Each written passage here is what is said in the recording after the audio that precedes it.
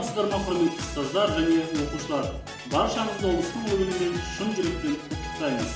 Отбасыларыңыз аман болсын, ақ мол болсын. Жаңа жыл тек қуаныш пен береке әкелсін.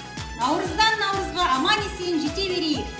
Наурыз мейрамы Құтты болсын! Өнер бірлестігінің өнершінің қолы алтын, өлеңшінің сөзі алтын апталығына қош келдіңіздер. Өнер бірлестігінің мұғалімдерін айтып кететін болсақ, шіркін ән сабағы ауылды еске салады. Мектебіміз